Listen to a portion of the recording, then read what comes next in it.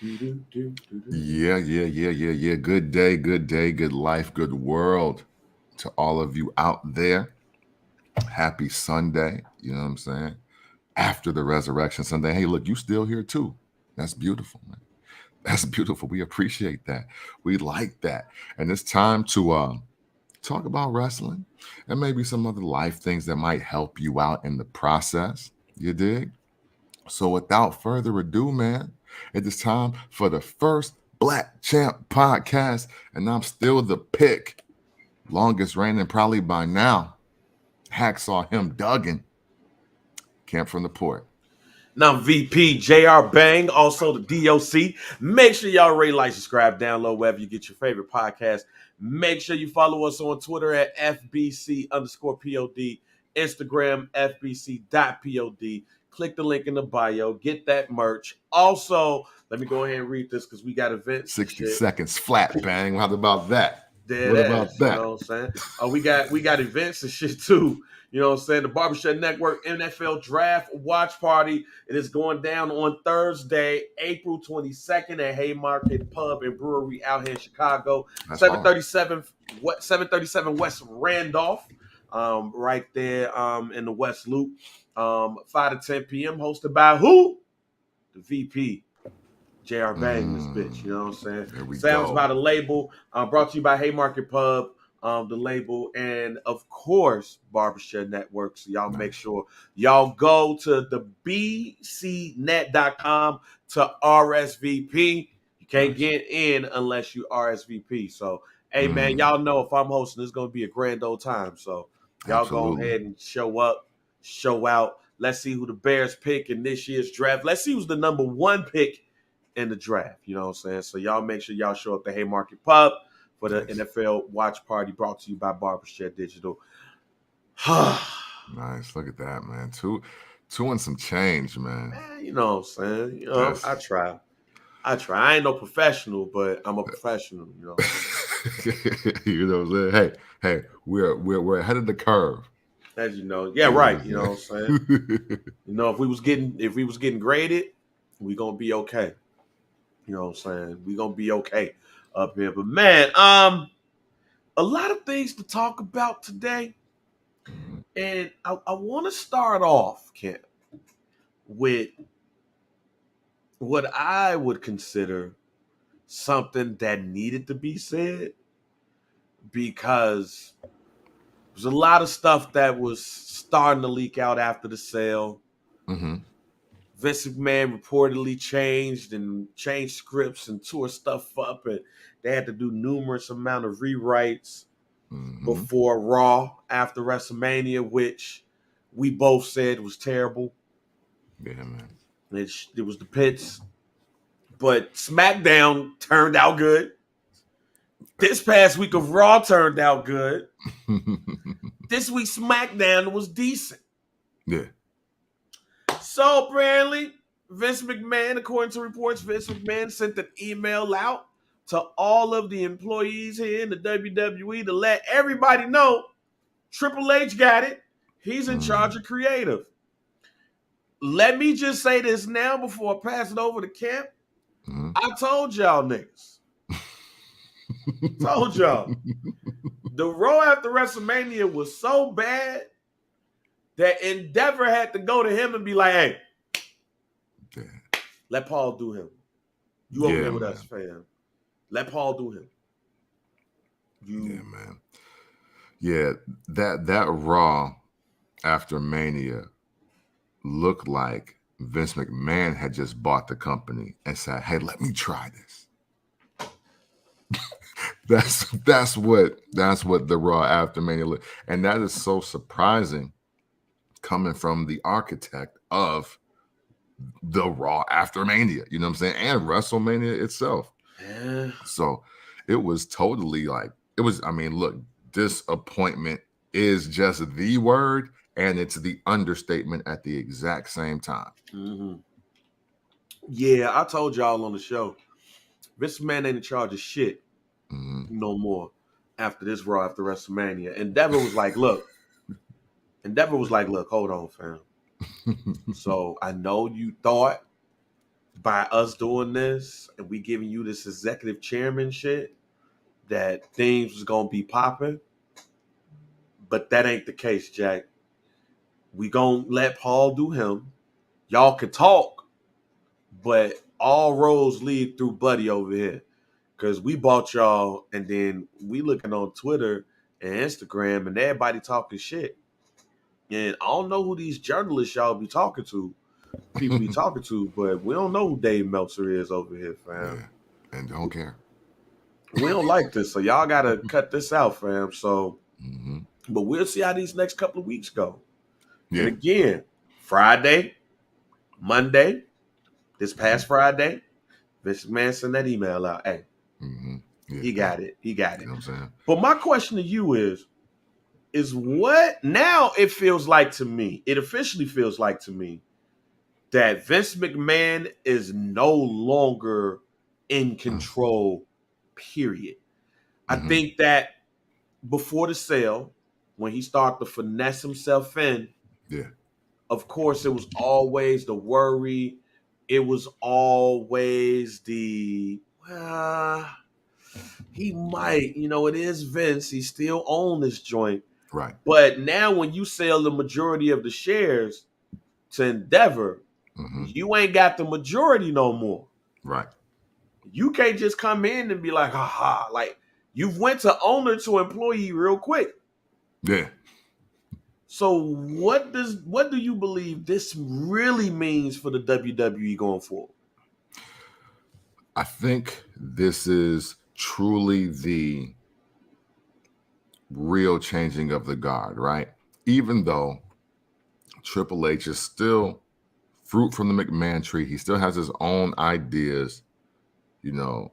His wife is still a McMahon. There's still going to be just elements of that just McMahon flavor. But I don't think it's going to be overbearing, and it's definitely just not going to be Vince. I think even when we look back at it, right, even when Shane and Stephanie were GMs of SmackDown, it still felt different, even though a lot of just those Vince McMahon core values and competencies and best practices, if you will, were always a part of Raw and SmackDown. Yeah. And I think we're going to still get a lot of that because now, even though NXT was its own entity and it didn't run just like a Raw or a SmackDown, Triple H is a guy who benefited from how Raw and SmackDown were ran. You know what I'm saying? Yeah. So you got a guy who's creatively benefited from both shows, was one of the flag bearers for one show. Well, actually two, because DX did their thing, even though, I don't think, it was already established as what it was before Triple H really got in his stride. Yeah. But everything about that first draft and SmackDown, that's all Triple H and the new guys. You know what I'm saying? That's what that show was. Rock, Triple H, and the new guys. Well, Undertaker too, respect. So I think you're going to get that. I think, and on the flip side, I think we're seeing what we see in a lot of corporate companies, right?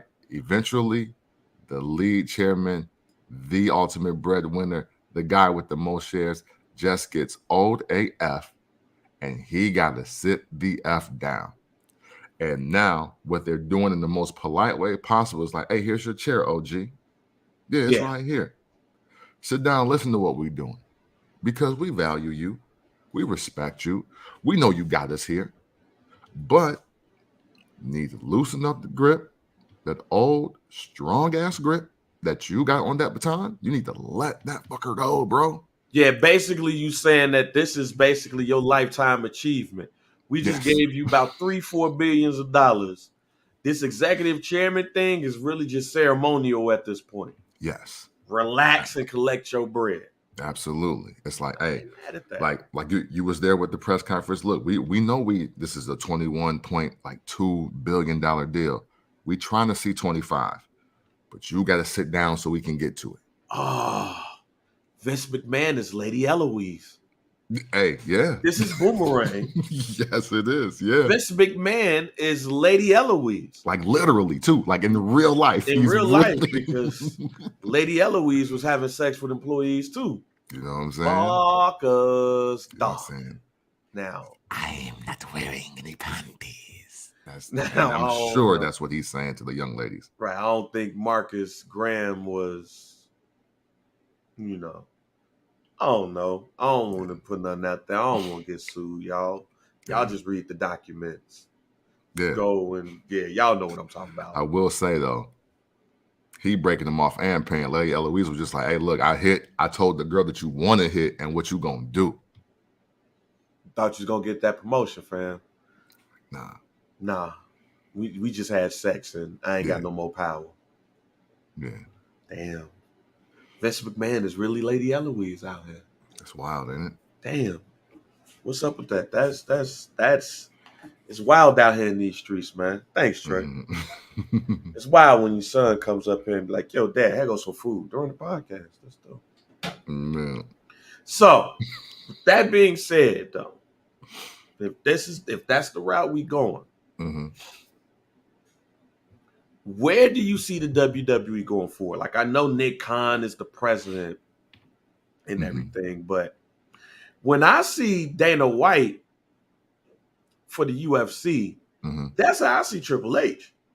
Okay. I don't give a fuck about no Nick Khan. Yeah.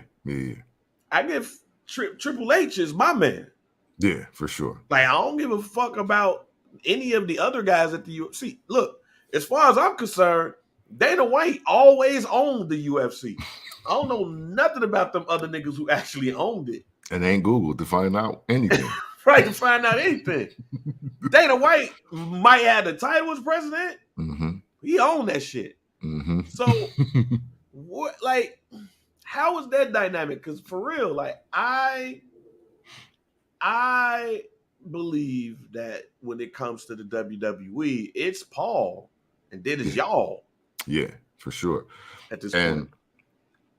Not only do I agree with you, but I was literally going to say, as we were dissecting this topic here, once Triple H told me that the draft was going to be bigger and better than ever and all this, and he sold the draft, I was like, okay, so I don't even start counting the days post VKM until the draft. Like, like that. So to me, all of this is just, hey, you know what? We just waiting for the deposit. You know what I'm saying? So we're gonna chill. We're gonna sit at the crib for a minute. We're gonna get the $5 pizza, not the $25 one. You know what I'm saying? We're gonna get the 50-cent drafts, not the 250 joints. And we just gonna chill for a minute. Let the deposit hit. And then we're gonna get on our shit. Now the draft is in 2 weeks now. Right. So literally, to me, this is the first time in the history of just like the WWE in that WrestleMania period where it's like we shouldn't expect anything.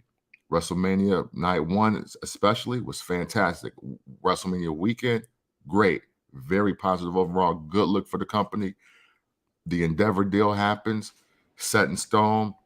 The OG F up Raw, but they don't let them touch SmackDown. We're still gearing up for the draft. Corey Graves, Michael Cole selling it. So to me, they putting people that's definitely going to be featured Endeavor on TV. So like, so we are just in the just let the deposit hit. We good. I'm not counting none of this, even though, no, technically that would be the 2 weeks. So WrestleMania Backlash, Puerto Rico, May 6th. I think that is like what the draft is going to happen with after that, right? Is it that Monday? That week? I think it's that Monday because it's 2 weeks from this past Monday. Mm-hmm. Okay. Yes. Oh, yeah. So dig it. Let the future Endeavor people rock, making sure that they earn their check on the way out. Figure out those final teams and factions we about to break up. Figure out what we're gonna do with these new belts if they definitely are coming, and then we off to the races. I think what we're in for, and this is what we should be focused on seeing tomorrow. We should be looking for the best or one of the biggest and best summers of wrestling ever from the WWE. That's what I think the focus is on. Yeah, I think this draft has to be iconic. Mm-hmm. This has to be along the lines of the first draft. Yes. And I can't remember which draft it was, but the draft that John Cena was drafted to Raw. Mm-hmm. If that wasn't the first one, it was like because I know it wasn't that wasn't the first one. No, I'm sorry, it was There like we the go, third Brando. one. The draft is on the 28th, and the draft is on the 28th. So good luck. So yeah, the 28th and May 1st for Raw. So shouts out to I will be Brandon, thank you, man. Appreciate you, bro. Man, it's lit. I'll be off. So it's barber's chair, Raw, wife's birthday. I mean SmackDown, right? Those are Raw. That bang. So talking about. So God man, moving. Yes, I need these days off too. But no, let me go back. I think this draft has to be iconic. It has to move the needle. I don't think these drafts these last couple of years have done that. No. I think that even though we're talking about wrestling and even though we're talking about TV, at the end of the day, we're talking about as the world turns for niggas. At the end of the day. This draft has to move the needle. And using soap operas, this draft has to be so iconic. Eric Kane got to go over to One Life to Live. And Vicky got to go to All My Children. That's how iconic this has to be. Yeah. In order for Triple H to really set the tone and show that he in charge, he has to make some changes where it's like, oh no, Vince wouldn't have made that change at all, Jack. Yeah, we can't be out here talking about some Rey Mysterio's drafted to Raw. Yeah. So. Hey, and on top of that, because I do believe this, draft being iconic, all of that, not only do we need to see some players it's like, oh wow, we're making it a point to really change that, somebody got to lose a title. Right. On both shows. Somebody got to lose a title on both shows. As we will talk about today, it ain't going to be Roman. Yeah. But something got to happen during this. Somebody, the belts got to be split. Gunther got to lose or something. Yeah. Or like Austin Theory got to lose to the incoming person for the US. It had to be something like that. Yeah. Hey, and the thing is, y'all, I'm saying it now. Big, iconic to me ain't the Usos beating Kevin Owens and Sami Zayn again. Yeah, no, that's it ain't. Because they do have a title match in 2 weeks, they said. Yeah, it can't be that. Yeah. So shoot, because I think they're gonna get like Giovanni Vinci need to beat Austin Theory. When he get drafted to Raw. You have or to Ludwig Kaiser need to beat them. I got it. So I got it. If this is JR Bang, y'all. This is ain't nobody else. If y'all agree, y'all agree. If y'all don't, I don't give a fuck. Y'all listen to the show for numbers of years, man. Y'all know how I am. In order for this draft to be iconic, the day of the draft, they have to announce that they're splitting the titles. Roman Reigns got to be mad and be like, fuck this, I'm out. If y'all gonna do this, then y'all not gonna see me tonight. All right, cool, go home. But we're gonna take one of those belts. And then Kevin and Sami and them ain't gonna care. Right. I hear. So if Kevin and Sami is on SmackDown, Roman's on SmackDown, then there has to be a tag team and a world title tournament during the show. Hey, during the show.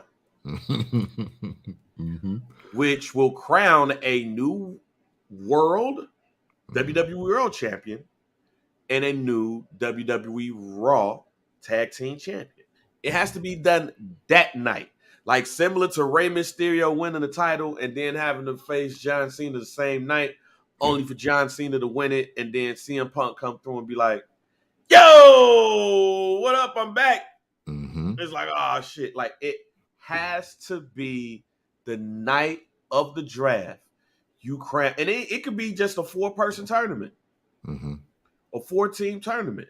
Doesn't have to be, this ain't got to be WrestleMania 4. It could be Bobby Lashley versus Austin Theory, because technically he's the Raw Heavyweight Champion right now. Yeah. And then Seth Rollins versus Riddle at this point. Riddle. And then Seth Rollins versus Bobby Lashley for the World Heavyweight Championship. And Seth Rollins becomes the champion. Bang. Now, tag teams is a little bit different. But if y'all ain't breaking up the Street Profits is getting that tag team championship. It could be the Street Profits versus Alpha Academy, and the winner gets the championship. And you know what's wild? Based off of what I said should have happened the day after Thanksgiving, I wouldn't mind Alpha Academy winning the championships and Street Profits breaking up the same night. Hey. That's how the Raw after WrestleMania has to be. Yeah. It should have been. So since we ain't got that, and this draft is so important, that's what we need to see in 2 weeks. Yeah. Seth Rollins, your world champion. He faces Bobby Lashley and he defeats him. The Street Profits versus Alpha Academy. Alpha Academy beats the Street Profits, and either Montez or Angelo is like, fuck this, and then beats the other person's ass because they ain't got the belts. Roman gets mad because he loses 1 belt, but his title reign stays on. And Sami and KO don't care anyway. I'm tired of holding 2 of these joints. Yeah. That has to happen for the draft to be iconic. The way that Triple H needs it to be, to state his claim as the true head of creative, and everything runs through him. It can't be Gunther goes to Raw and Austin Theory goes to SmackDown. Like, it can't be that. It has to be Undertaker drafted to Raw, and he like, the fuck? I'm about to go beat Ric Flair's ass. And that ended up being a WrestleMania match. Hey, and also with that, bang, I want to throw out things like this. I want to throw out things like Braun Breaker being drafted to Raw, and he's like, yo, I want a U.S. title shot. I need the Raw Heavyweight Championship right now. Austin Theory come out. Austin Theory get beat, and we like, whoa. and then Austin Theory gets drafted to SmackDown. So fuck doing this next week. That's what we mean when we say iconic. Hey, look, iconic means everything can change around you but Roman Reigns, because we just don't do that on Raw for Roman Reigns at this point. If he was on day 97, yeah, then we do that. Yeah, but not on what will be 1,000 and some change coming up. You know what I'm saying? Like, nah. Yeah, nah. This has to be mental. We got to talk about this draft for years to come. Ross, you're right. I thought so too. Oh yeah, we're not even gonna get onto that because some of the stuff that I heard that was supposed to go down after the Raw after WrestleMania. They had it. VKM though. Yeah. VKM though. All right, man. It's time for me to make Latinos mad. Hey, orale, let's do it. Just gonna start off by saying this: the faction that nobody ever gave a fuck about was the Latino World Order, and that's Latinos included. Nobody gave a fuck about the Latino World Order, y'all. I knew Mexicans. I have Mexican friends. Them marks wasn't like, yo, I know y'all got the NWO, but we got the LWO. Nah.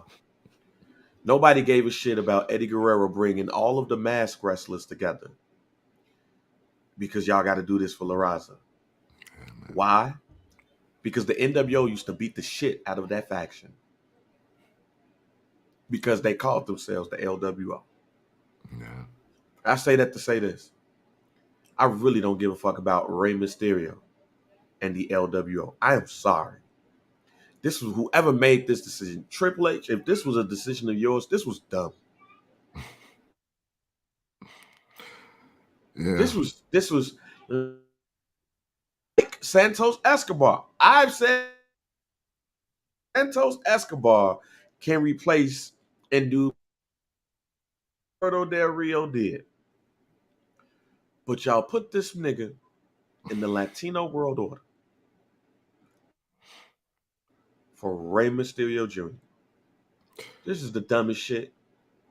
Yeah. And not for nothing, LDF was already more popular than LWO. If we're just framing it correctly, LDF was on a roll. I don't think that there was anything wrong with what they were doing. I think this is just showing the OG a little too much respect at this point. Man. It's like, why can't LDF just be helping Rey Mysterio? Why they got to join the LWO? It's like, fam, you need to come over here with us. You see us? We got the finest tequilas and titties over here. Like, what is you doing? Like, we don't need to roll with you in your flag shirt, bud. Look what we doing over here. We got it. We really like that. Especially when it's not gonna be Rey Mysterio and Santos Escobar, Damian Priest and Dominik Mysterio. It's gonna be Rey Mysterio and Bad Bunny. Yeah. So y'all gonna like shockingly tell us that Bad Bunny is bankrolling this new generation of the Latino world order? Nah, like, is he the Eric Bischoff of the Latino world order or some shit? Why Damian Priest didn't get an invite? Man. Why ain't nobody talking to? I know you mess with Judgment Day. Puerto Rican fan. You know what I'm saying? Bring your ass over here and stop messing with these Europe. You know what I'm saying? Dominik, you too. Y'all out here looking like Belmont. Yo. Oh, God. Hey, for those who from Chicago and listen to this pod, man, think about it. Judgment Day out in town. Next stop. Just that group of white people that kicks it with the Hispanics. And now they wear Mexican Jordans just. Oh, man. It's nothing like seeing white people wear Mexican Jordans and kicking it with Mexicans. Like, so hey, look.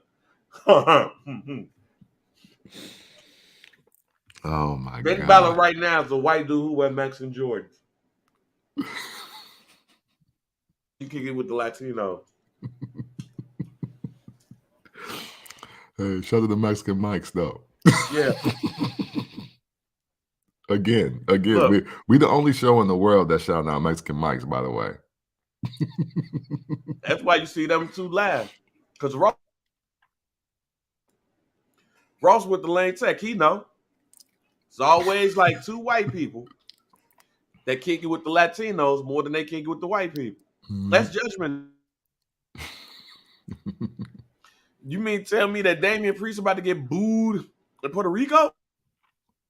Yeah. Man, I wouldn't want that. You know what I'm saying? I wouldn't want that for me. I need the same love that that Felix Trinidad got, fam. I'm coming home. I mean, tell me, why can't he be in the Latino world order, y'all? Yeah. I mean, it would make it seem more hodgepodge if he did. You know what I'm saying? Because right now it's LDF and Rey Mysterio. Like that's who it is. It can't.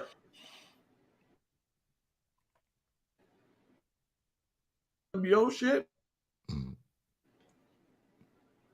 Eddie Guerrero was trying to get Rey Mysterio ass in there the whole time. Hey. And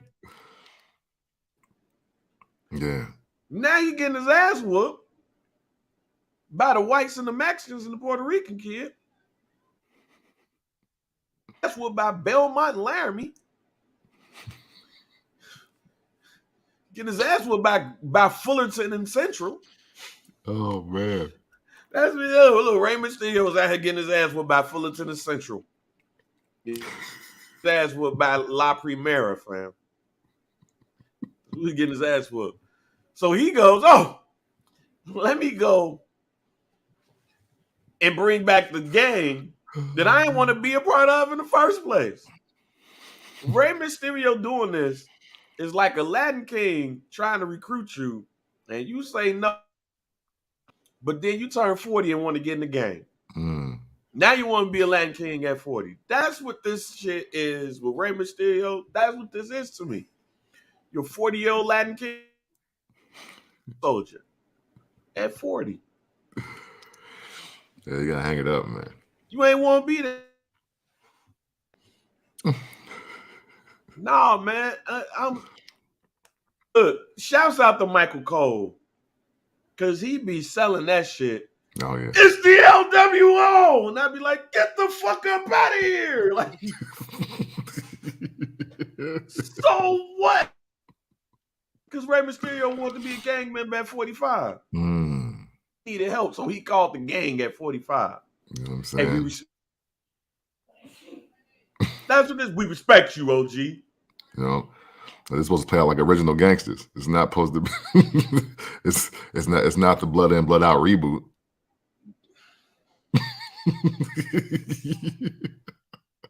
What the hell? So I'm like, nah, bring LDF back, fam. Yeah. These LWO shirts. Why didn't y'all bring the NWO back? Man. LWO back. What about the Flock? Can we get the new version of the Flock, fam? Yeah. That would go way harder too, by the way. That would go way harder. And now you brought back the worst faction in the WCW. That's the word. Look, if we were to look, the NWO one faction in WCW history, followed by the Four Horsemen. Okay. Old niggas is the truth. For sure. 40. I'm talking to the 50-year-olds. That's gonna be like, no, Four Horsemen. Nah, nigga. Beat the Four Horsemen's ass. Yeah. Yeah. They use they for a certain part of time. Yeah. Yeah. Didn't the NWO beat the Four Horsemen so bad that they changed the group twice? I thought so. I just wanted to make sure. I wanted to make sure I wasn't off on that, because I was like, wait, yeah, they beat them so bad that they had to change people. Twice. Hey, we can't beat these niggas over here. Yeah. But I digress. Yes, Brando. You're right. You're right. Nigga, Kurt Hennig killed. Yeah. And that was the new, and that is how war games should go. Right there. That's how war games should go. Right there. But I digress. Nobody's ever gonna put the LWO on their top 5 of factions in WCW. No. Lock. Not over the Dangerous Alliance. Absolutely not. Goddamn, not over. No, you're right. You're right.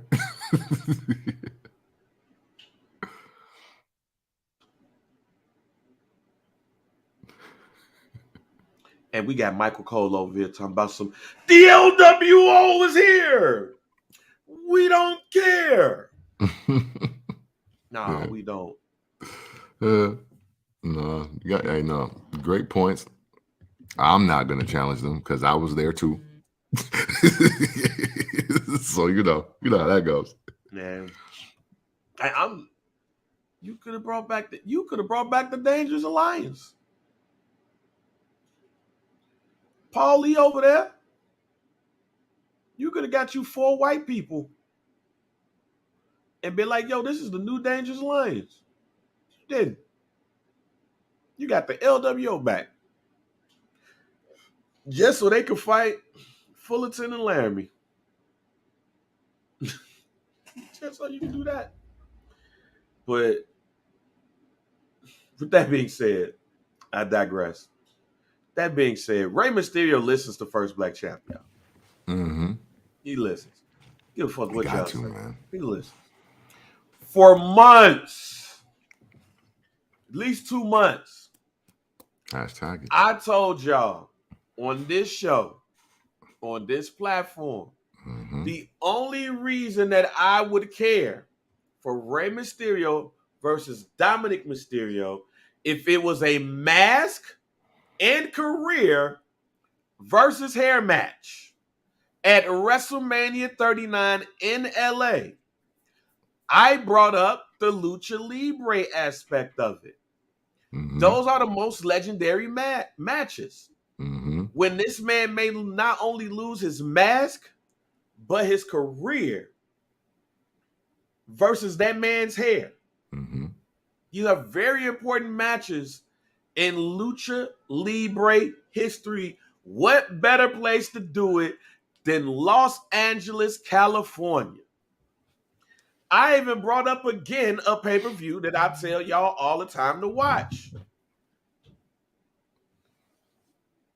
where I saw Art Barr and Art Barr and Eddie Guerrero fight Octagon, and I forgot the other dude, in a hair versus mask match, where Eddie Guerrero and Art Barr lost, and they had to cut their hair. When Worlds Collide, go Google that on YouTube. They got 2 versions of that bitch on there. Mask versus hair matches are important to Lucha Libre. Mm-hmm. And for the Lucha Libre legend, Rey Mysterio, the only reason that I was going to care about that match is it was his mask and career on the line during that he is going into the Hall of Fame. So it even gives you a level of, damn, Rey might get retired during the weekend and he going into the Hall of Fame. Mm-hmm.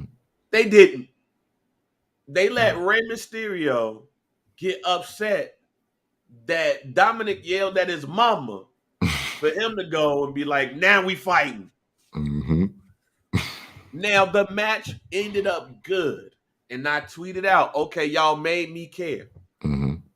But on the Logan Paul's podcast, Rey Mysterio brings up everything that I told y'all to the point where he said that he would be interested in a mask versus hair match with Dominik Mysterio. There it is. Now, everybody on the internet talking about some, that would be a good idea. Told y'all that shit months ago. Right. Ray ain't have to tell y'all that. Bang already told you that. Nothing. Shouts out to Rey Mysterio. Mm-hmm. Hey, but Bang did that, so Ray didn't even have to tell you that. Dead ass. Told y'all what should have happened. To the point where I don't even want to see it at SummerSlam. Nope. That match should not happen in Detroit. It's nothing against Detroit. No. Know a lot of great people in Detroit. My granddaddy was living in Detroit for the final years of his life. Know some great people. But Absolutely. That match should not happen in Detroit, Michigan.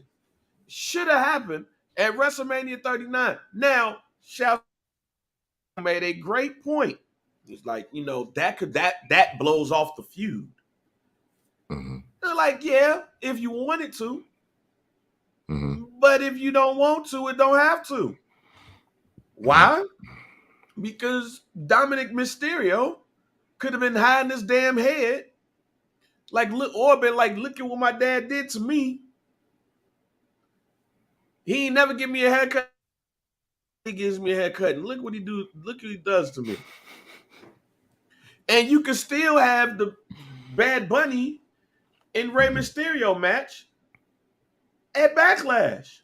or Rey can retire, or he can come up in that motherfucker with his face. Yeah, because he's done that before too. Because he's done that before. But I told y'all, fam, I'm not going to let this look. I'm not going to hold y'all. I'm telling y'all, if this match happens, I told y'all when it should have happened, why it should have happened there. And then it's WrestleMania. The grandest stage of them all. And you mean to tell me on the weekend that Rey Mysterio is getting inducted into the Hall of Fame? The emotion that could have went behind, damn, is Rey Mysterio going to get retired this weekend? By his own son? Yeah. During the weekend, he gets into the Hall of Fame? Yeah. Or is Rey going to pay his son back, whoop his ass, and cut his hair? That's way more intrigue than them doing this shit in Detroit. And to your point, because they're not the greatest on the mic, either one of them, that would have been a greater selling point, even just going into WrestleMania. Like a lot of these, well, the vignettes have been cool because there's not that much talking, but the actual promos that were cut, some of them cringeworthy to me. You know what I'm saying?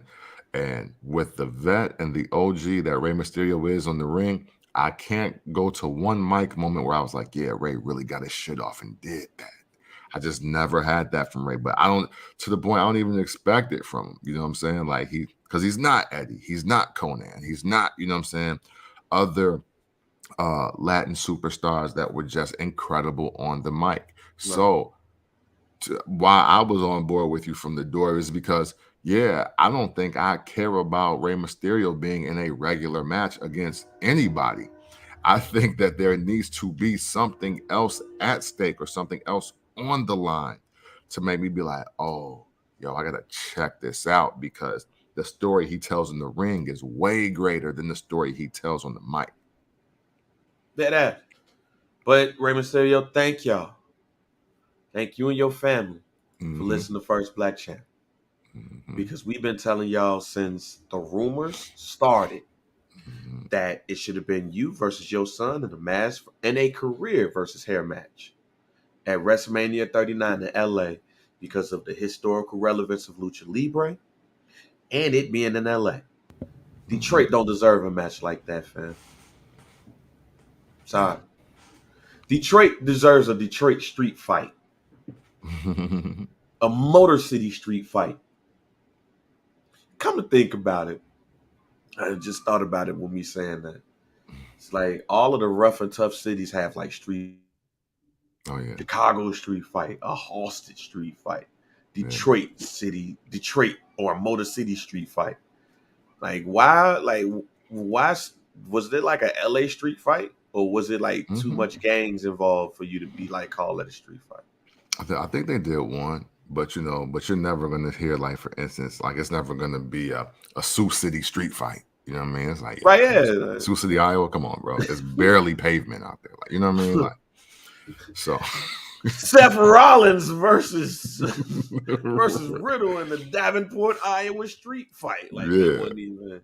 Yeah, you know what I'm saying? Like the Topeka, Kansas street fight, huh? The Boise, Idaho street fight, like oh, okay. The fuck, like the street fight out here? Right, the Bismarck, North Dakota. The street fight at Bismarck. You get attacked by a bear. Right, the Mount Rushmore street fight. Like niggas is fighting in front of Mount Rushmore and shit. Like, what the fuck is y'all doing? Hey man, speaking of what the fuck is y'all doing, something that was rumored to take place finally took place, where Trish Stratus finessed everybody and turned on Becky Lynch. Now, I mean, with finessing, the Tupelo, Mississippi Massacre, friend. Hey, I need to Google that. That might have happened, kid. Right. Might have happened. I don't think that worked for us. Right.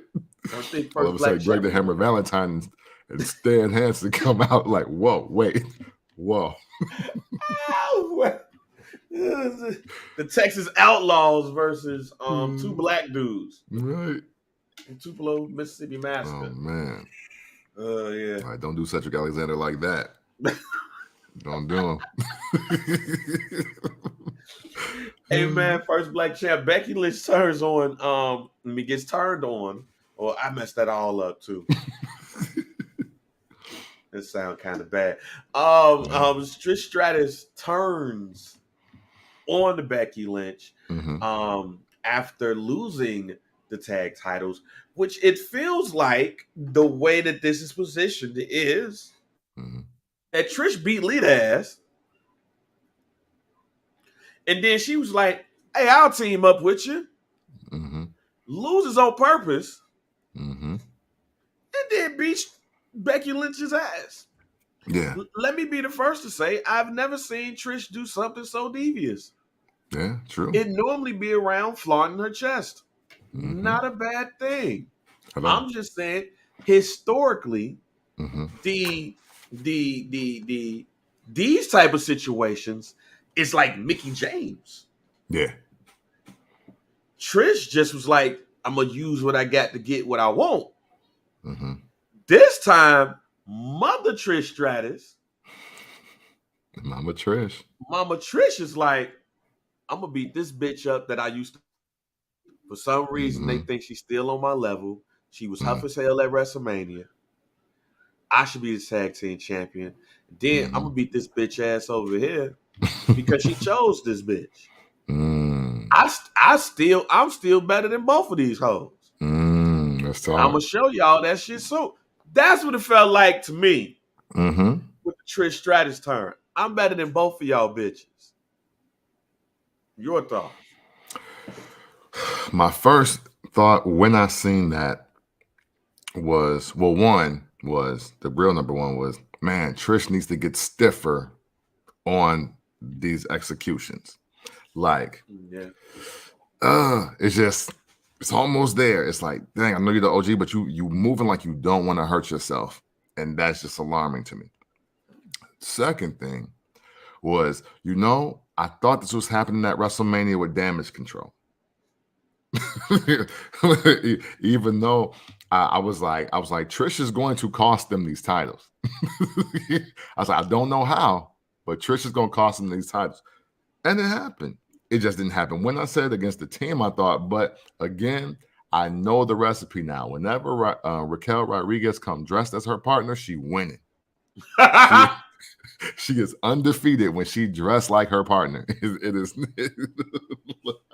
That's a fast fact for y'all. That's dead giveaway. You know what I'm saying? That's an SC fact for y'all, man. If you ever want when Raquel dressed up like her partner, it's a dub. You can count these bitches dress alike, fam. You already know that. You know what I'm saying? And what is very interesting, because now I think you're right. At first, I thought it was going to lead into Trish and Lita running roughshod over the new girls and them doing the whole, hey, we the OGs, we didn't get, we literally started this on Raw. Like, if we would have never main evented Raw that night, y'all wouldn't be here, kind of deal. But I gotta concede, I gotta agree. I think Trish put Lita down, probably with the whole mask on, the hoodie or whatever. She came out with her Pooh Shiesty on and did the work, you dig? And then was like, oh, and then she took it off and then came up, yo, Becky, I got you. You know what I'm saying? It was like, but no, I got you at the same time. And even though, and I love the setup though. I love the setup because Becky Lynch hates to lose. When her bottom lip get the fumbling and she just looking around and she don't know what's going to happen. Usually somebody get beat up. But she was trying to give the OG some grace. And the OG beat her ass. Yeah. I like that. That's what I'm talking about. That's what we talking about. Like, we need that 10x for the draft week.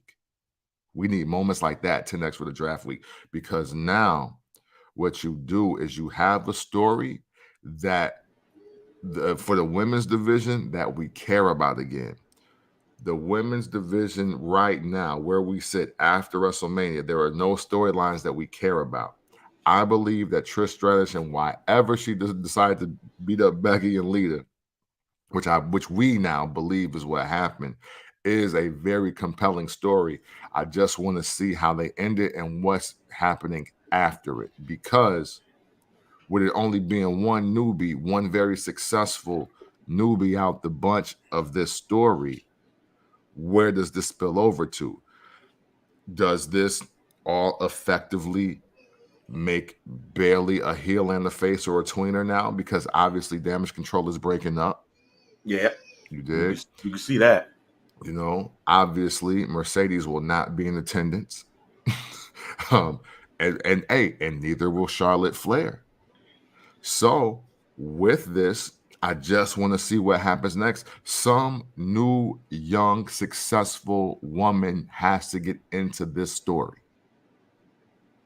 And this would be a very interesting way to bring Bailey full circle into being a face, and her and Becky going against Trish and Lita sometime soon.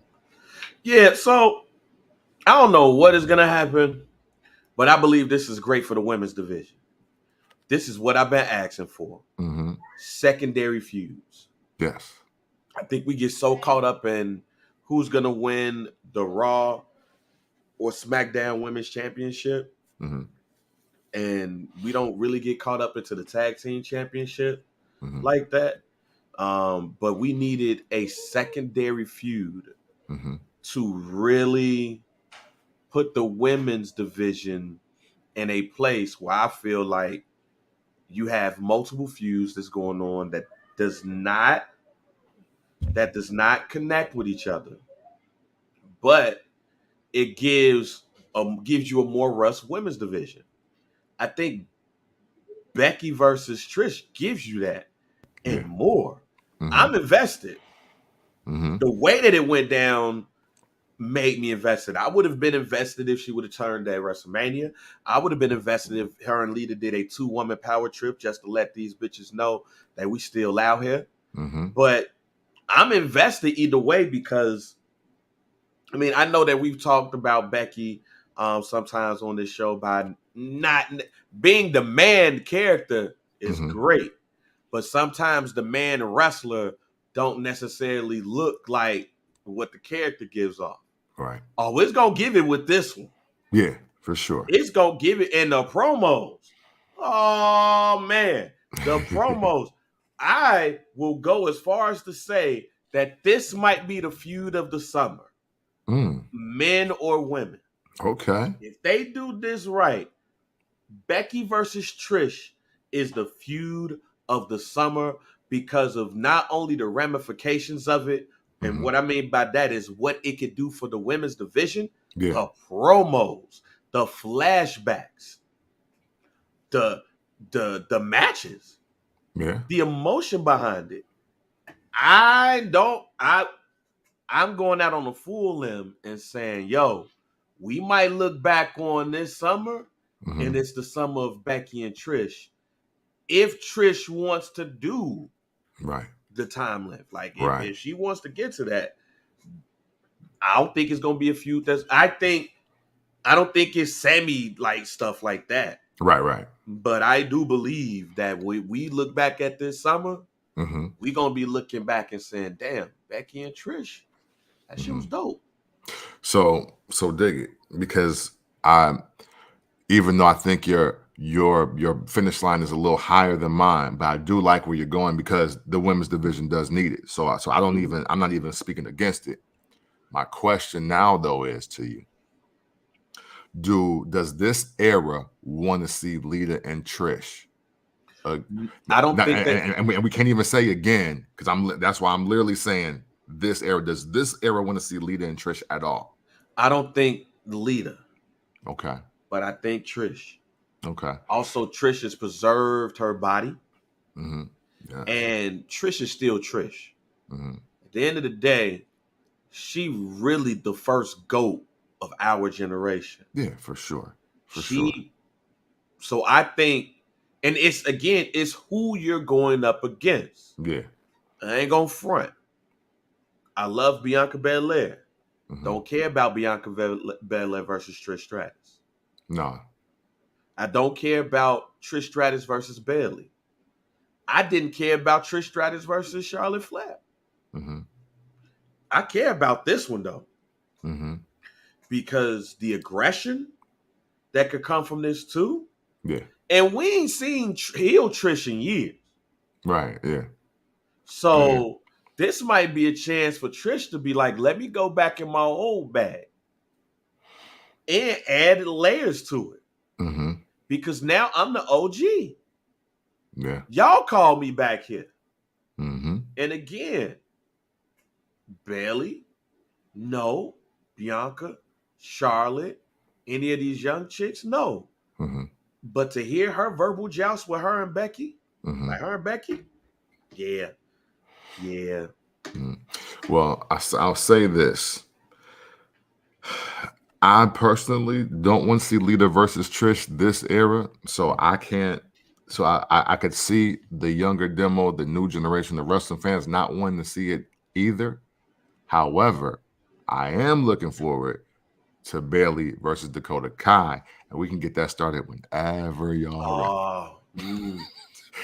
We can get that started whenever y'all ready. But see, that's why I probably am more excited about the women's division than I have been in quite some time.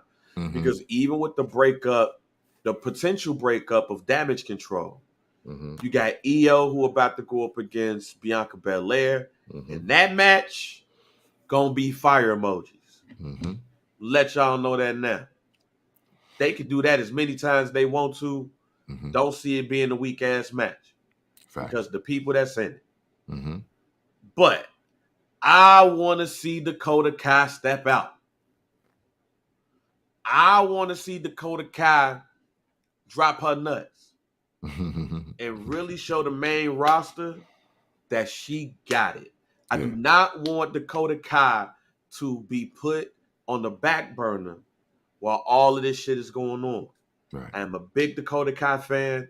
I think she got it. I think that she can add layers to her character, being Team Kick or being the crazy chick. Yeah.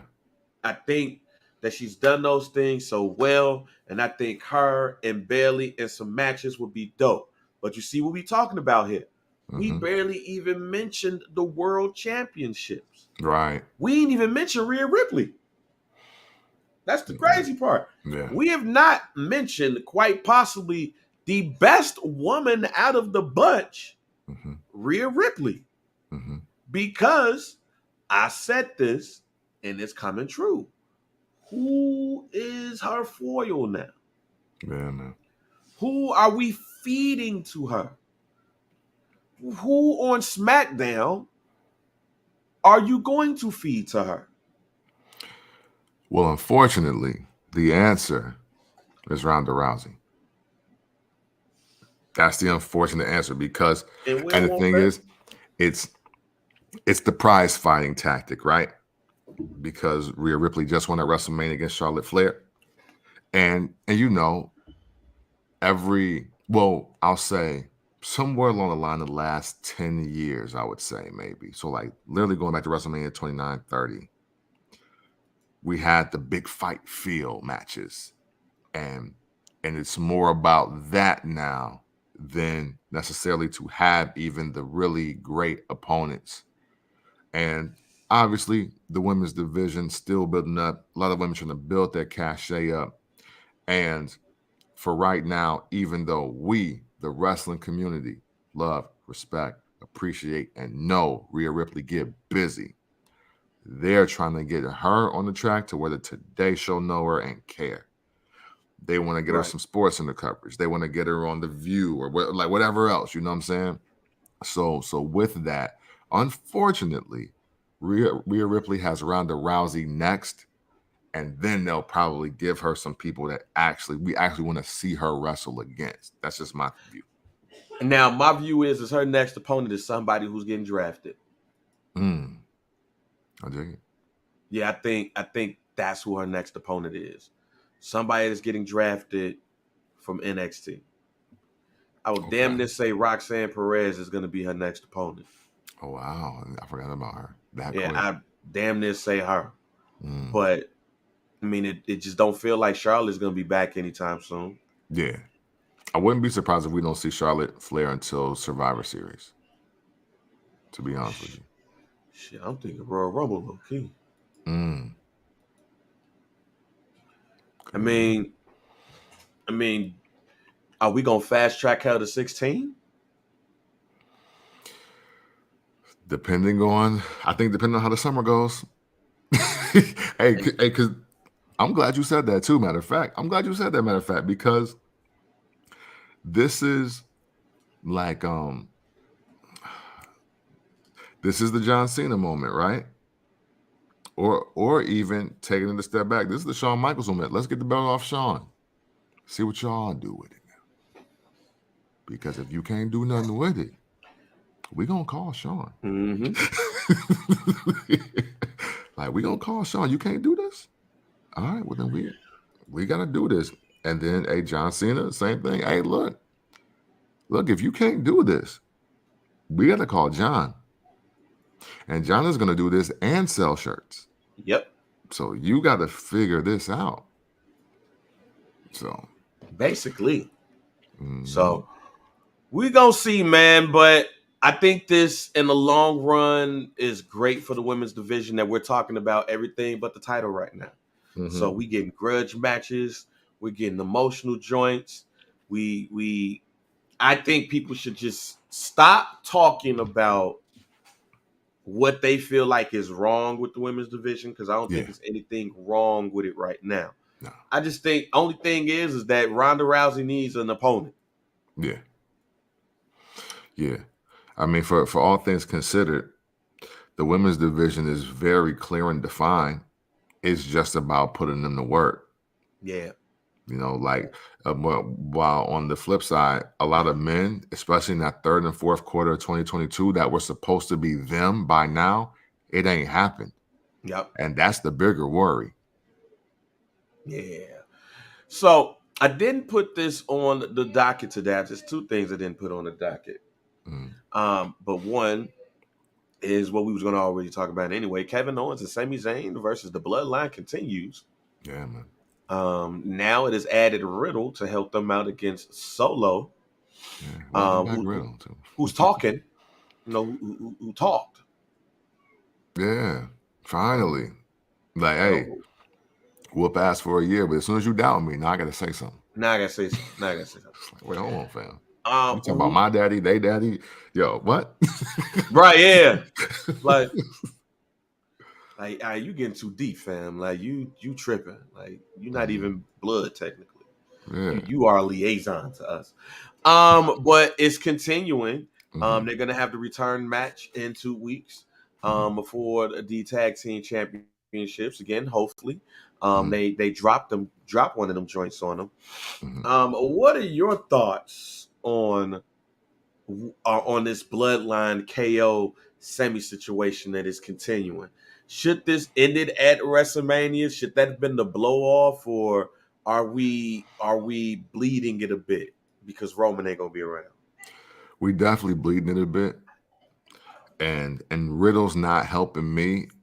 Good callback though, because I forgot that it was set up that Solo took out Riddle, so I do mess with that piece of it.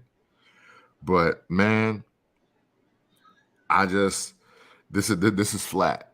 This is real flat. This is Sprite left out at the cookout 3 o'clock yesterday flat. And I don't know what can be done at this point, because we know that the Usos will be 10-time tag team champions. So I'm not even worried about them getting the belts back. I am worried about how this story is just looking and playing out. Like, we should have got Jay versus Sami in a steel cage by now. You dig? We should have gotten we're already getting Solo versus Riddle, but somebody needs to get put down and put out of action to make me care about this. And I don't care who. I don't care if it's Jimmy. But somebody got to get attacked and beat down, and we don't see them till June. Yeah. That's when you have me at my attention. If we talking about there's cracks in the bloodline, there's deception in the bloodline, they got to lose more than belts. Because truth be told, Usos lost the belts and ain't nobody lost since. Right. We just lost that one night, which goes to my guarantee. Usos getting a pair of them belts back in 2 weeks. They're getting them back. I don't see why they don't. Yeah. Usos getting them belts back. They will have a pair of the Undisputed Tag Team Championships.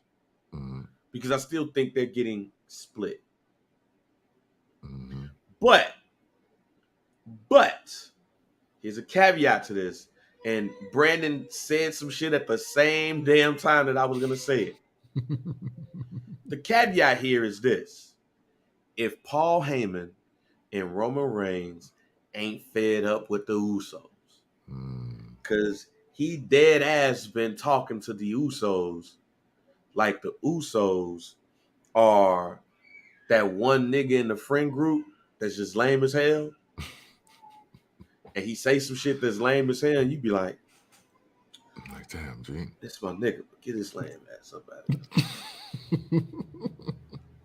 The only caveat here is Solo turns on his brothers. Because one or the other is going to happen soon. Yeah. Either Solo going to turn on his brothers, or his brothers going to win them belts, and all is going to be forgiven. But even if you notice, the tweaks in the characters of the Usos are starting to go back to old Usos. Yeah. Not bloodline Usos. No. They're a little bit too fucking happy. Yeah, I'm on top. Get them. Which I mess with them. Yeah, like the mix between them and Card Crackers. When they came back as the Card Crackers. Like, they ain't been mad, really. No. In these promos and stuff. They ain't really gave me the aggression. We still gonna get Uso Penitentiary. But it ain't gonna be bloodline Uso Penitentiary. If Solo thumbs one of them in the throat. I got my guarantee now. I had something else, but no, I'm going with this one. Thank you for pointing this out to me, too. Thank you and Brandon. Let's go. My guarantee this week is that the Usos get drafted to Raw because Roman Reigns said so. That's it. And again, if the draft is iconic, if it's this and it's like, yo, hey, get them out of my sight. Get them to Raw. I don't want to deal with them. I don't want to see them. And the thing is, they be like, oh, well, since we got to stay on Raw, then we want them Raw tag team titles. So they gonna win and be up. And it's like, no, we cool. We'll stay here because you know why? Jay fed the fuck up. It was like, no, you know what? We'll stay over here because never forget Tribal Chief. Never forget Tribal Chief. We was the first ones with titles. We was the first ones with titles in the WWE. And it's all facts. So that's my guarantee.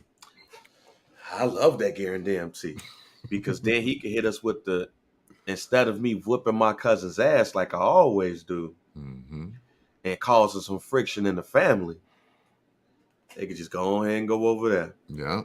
And do what they do. That's right. Remember, SmackDown is Roman's show. Hey. I like that guarantee. I love that guarantee. I'm gonna jump on that guarantee train. Let's go. I like that one. And the last thing, and I didn't put this in the joint, but CM Punk is back in the news, fam. Oh damn, for real? Yes. I missed that. Apparently, reportedly, allegedly, CM Punk wants to come back to AEW. Oh, He's really? going to have a meeting with Tony Khan. He's going to have a meeting with the FTR and Chris Jericho, which is interesting because Chris Jericho basically said, hey, I don't fuck with him. Right. I ain't working with him. Right. But it's interesting that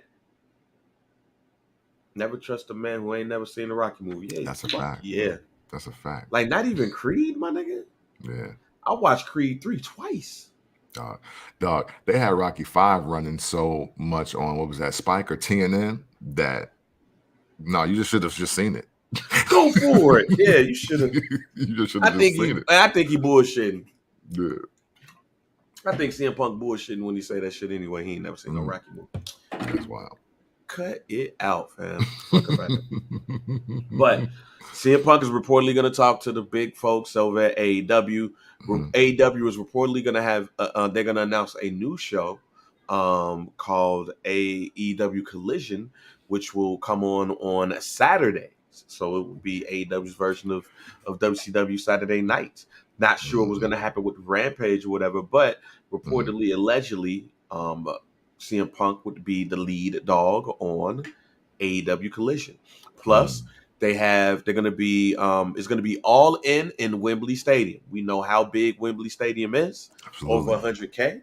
So they looking to fill that joint up, and they need as much star power as they can get. Hell, it's so many rumors going around that Drew McIntyre has reportedly, allegedly not re-signed with the WWE, and his contract will run out right around the time where he could be at AEW All In London, where he could be Drew Galloway again. But that's a rumor that I don't know if it's unfounded or not. However, what is that CM Punk wants to wrestle again, and he wants to come back to AEW. But we all know how that ended. Yeah. So, Cam, I feel like I know the answer to this question. Okay. But since we are back with the Phil news and the potential return of Phil, and that he wants to wrestle, but knowing the dynamics, if you are Tony Khan, are you welcoming back Phil with open arms? Yes, but not as a wrestler. But not as a wrestler. I think that, and this is where Vince McMahon showed his genius over the years, especially in the early 90s. Because and the 80s, I'm sorry, because when Jesse the Body Ventura really didn't have it no more, he found a spot for him. Right. Same with Gorilla Monsoon. You know what I'm saying? Same with the Macho Man Randy Savage. Even though Macho Man was anxious to get back in the ring, he was like, well, bro, this ain't really what you want. Well, this ain't really what I want, but we can put you here because I see value in you. I think at 40 plus, with the heavy bags under his eyes, CM Punk is just way more valuable to the AEW machine, either in color commentary or in a Road Dogg, Shawn Michaels type of role. Now, even when I say that, there's a certain caveat to it, right? Because obviously CM Punk is pro-indie, but they're trying to run a wrestling corporation over there. And I can't see him specifically and Chris Jericho again for another reason bumping heads. But if he was willing to get on board with the corporate wrestling business, I think he could be a great vessel for the indie wrestling community that's there and exists. Really, he got 6 spades in his hand, 1 diamond, 1 heart, but he could really fuck this hand up. In my estimation, it's one of those things where we find out again, does CM Punk really love wrestling, or does Phillip Brooks really just love himself? And I think that's what will come out here. If it's all about him wrestling, then Phillip Brooks just loves the fact that CM Punk is the greatest thing that's happened to AEW from a numbers perspective in any way. He don't care about wrestling to me if he's all about is wrestling or bust for me with this company. Hey, man, I ain't gonna front. It's a no for me, dog. You got to figure out if the juice is worth the squeeze. Word. I don't think so right about now. And this is somebody that roots for everything Chicago. For sure. Not in this case.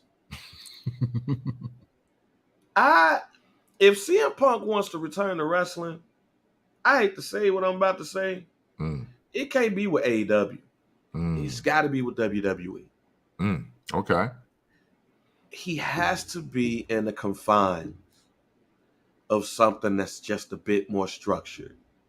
Yeah. In order for it to work for him. It's not Phil I'm afraid of. It's AEW letting Phil do what he want to do. Because they don't have the people in place to make sure that it happens. See, this is the point of where I say sometimes the corp is good.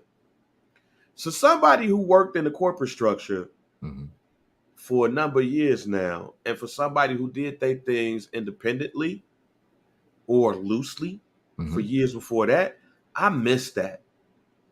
I miss being able to do what I want to do, how I want to do it without the say of a whole bunch of people. And then just basically assess the wins and everything and give it to them so they can like, all right, cool. But I also know that where I'm at right now, I'm best suited for where I'm at. Right. I got you. Because I need that structure. And I don't know if I would fit independently the way that I did in 2013. Because now I think I'm the new dog that's trying to teach the youngins. And the youngins like, man, get your old ass up out of here. We doing what we want to do over here. And low key, everything you telling us over here is the shit that they was doing over there. You just didn't like the people that was telling you. But the way things are set up now, I think CM Punk is best suited in the WWE and not in AEW. Because he got to realize that he ain't what he think he is. He's not the OG that everybody cares about. Yeah.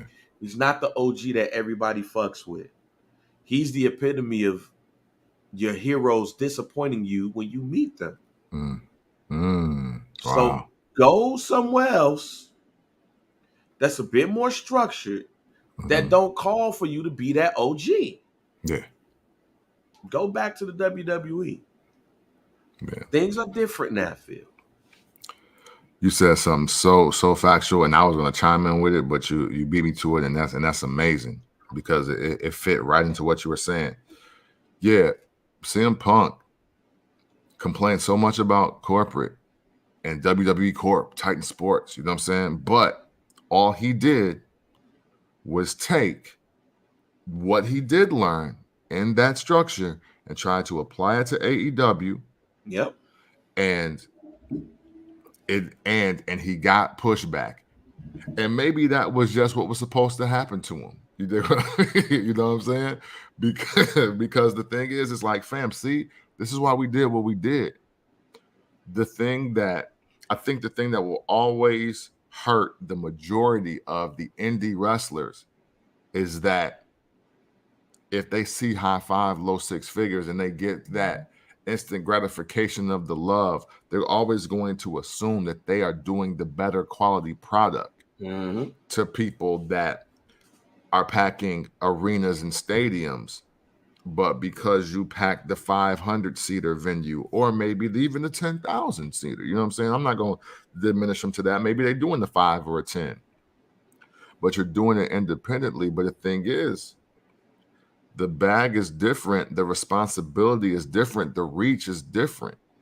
And I think the indie wrestling community sometimes is very short-sighted on the fact that y'all only talking it and kicking it amongst yourselves, where when you get a part of these corporate structures, they trying to cast a wider net of just wrestling fans that maybe don't even know if you exist. And I think CM Punk is the epitome of all of that.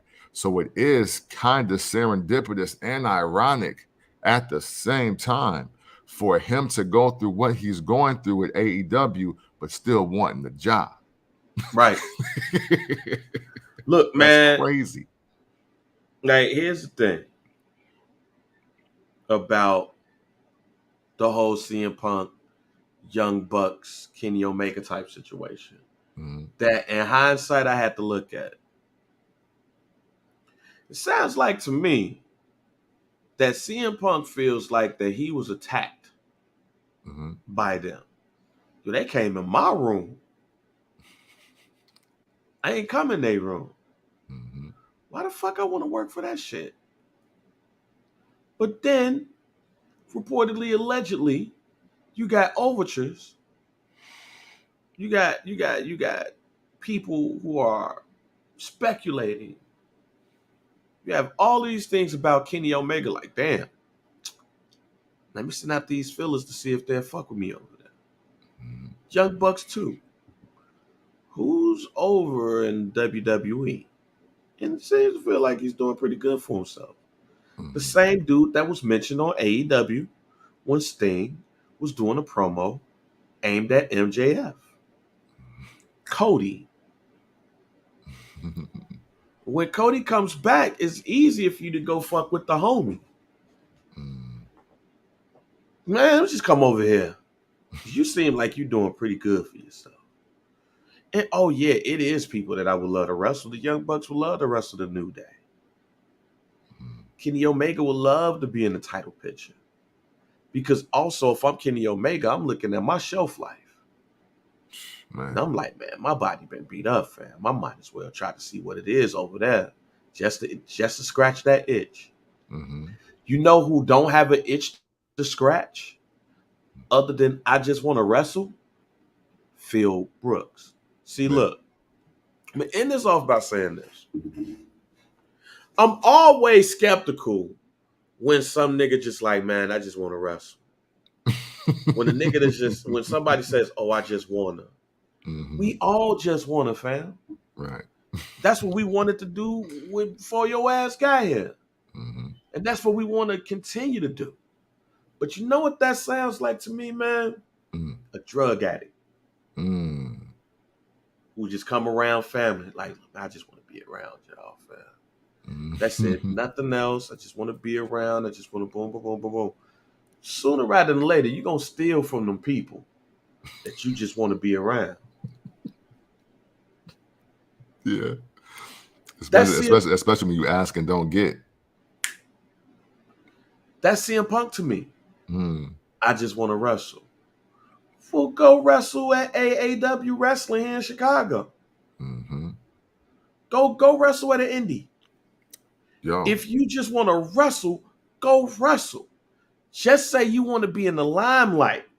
You want to be at the head of the table. Yeah. You want people talking to you. Because if it was just wanting to go wrestle, your ass could be in Berwyn tonight. Wrestling. That's a fact.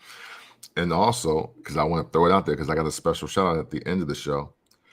CM Punk, if you really just want to wrestle and you really want to have your impact cause a shift, go to NWA Power.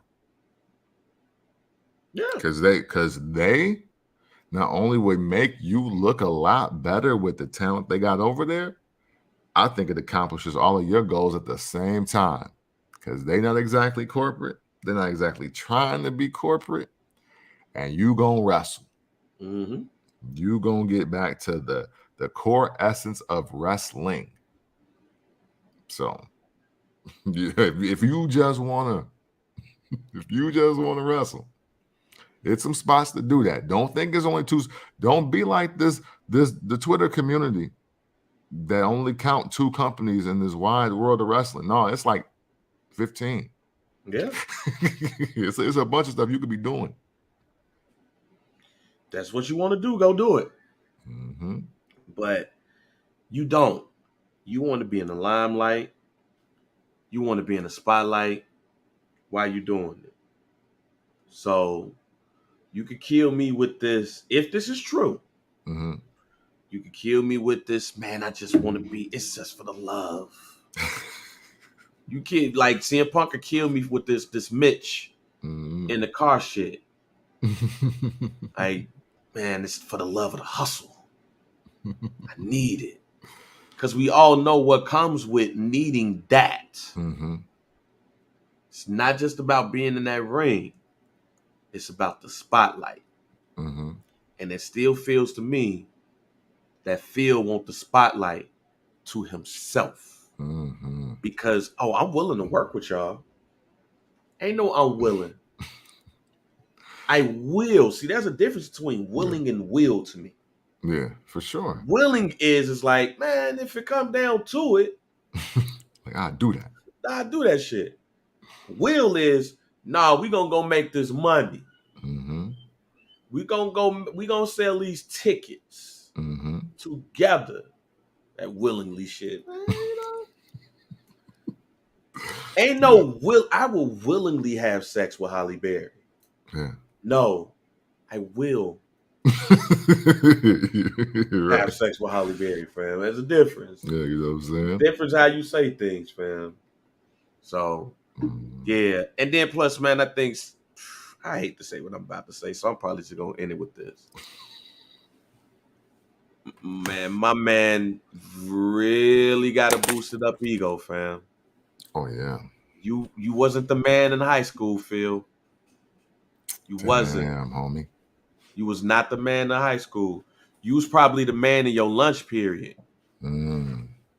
Like, everybody fuck with you during your lunch period. But when lunch was over, so was that fame.